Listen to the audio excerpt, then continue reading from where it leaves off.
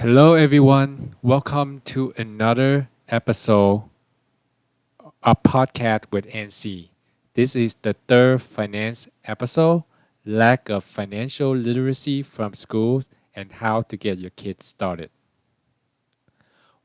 So today, we're going to talk about why isn't personal finance taught at school.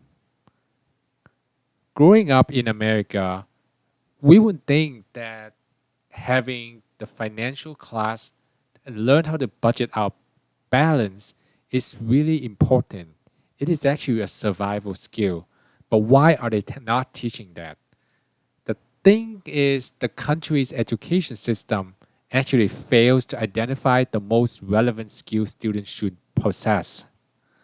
So they teach a bunch of not so important class.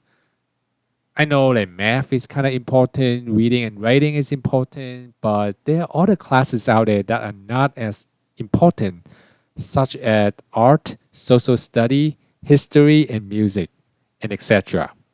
Those are usually considered the lesser courses since they aren't really realistically provide a job with a steady income in most cases.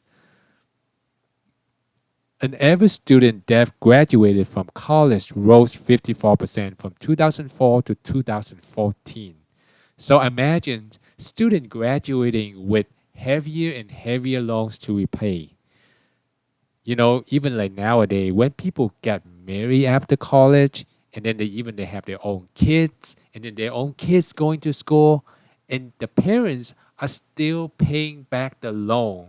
That's ridiculous, right? Their own college loan when their kids are already in school.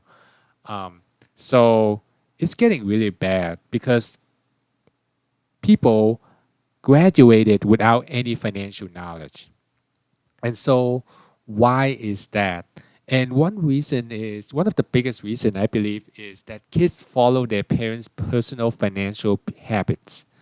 So, if their parents are never really financially educated either, they're going to pass their bad habits to their children, and so on and so on. I know that my parents influenced me a lot financially, and that is going to help shape who I am today. And of course, there's also disparity in financial literacy gap, such as among different family income, ratios, and gender groups. So, how do we really get our kids started with the financial information? As parents or adults, it is our responsibility to explain to our children about finance. That way, they can learn their value of money when they're young and do not think that money is something just fall from the sky. And all the toys that they got and all the food that they got, they could just grab it for free at the grocery store without paying. And by paying, it's not simply swiping a credit card or exchanging papers, but actually understand where the money comes from. And it's coming from hard work and it's hard earned money at the job.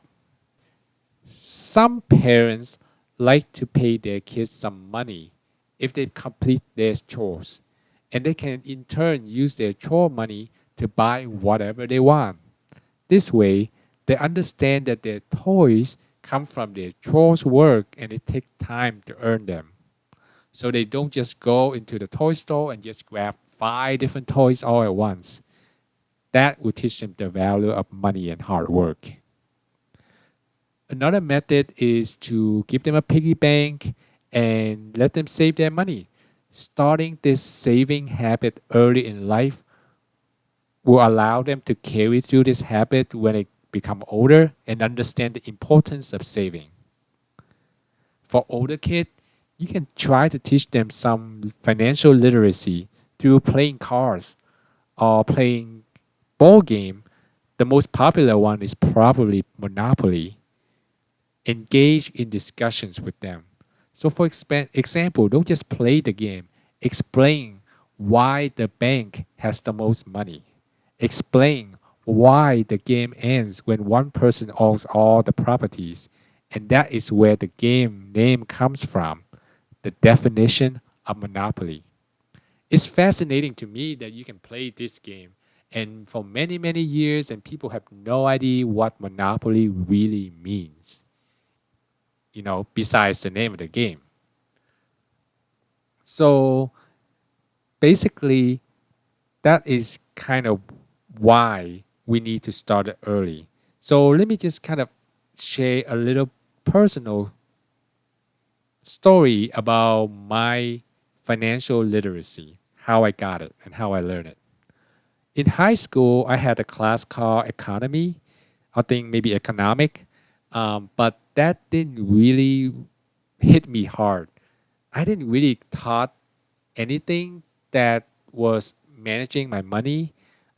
We learned a lot about like supply and demand and the overall economy of the world, which honestly nobody cares, right? If you're like a high school student, whatnot, who cares? And I didn't really remember much about the class, and it was more like a class for people who needs to run a business to learn. I felt.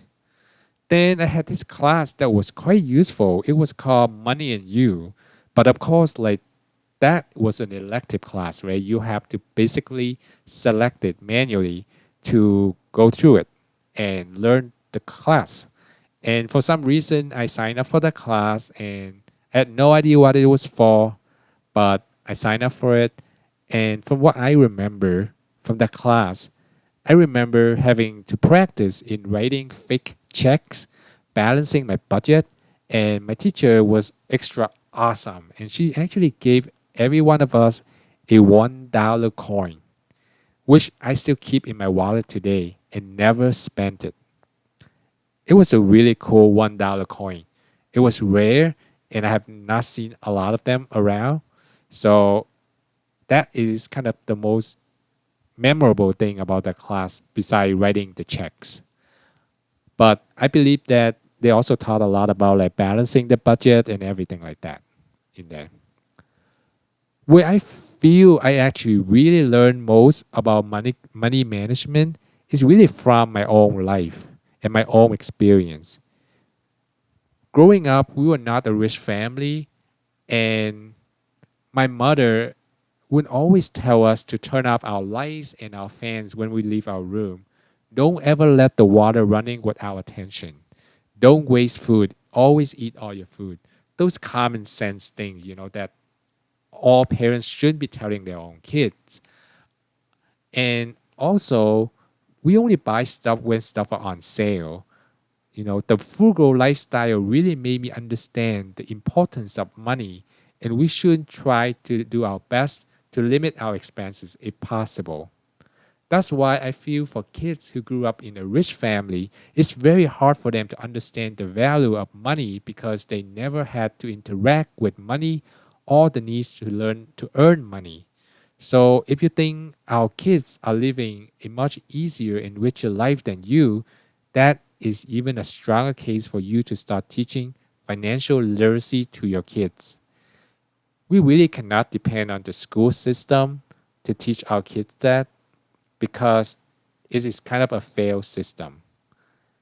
And in order for us to create a better future for our children in the next generation or even for ourselves, we need to really start learning financial literacy today if you haven't learned it yet.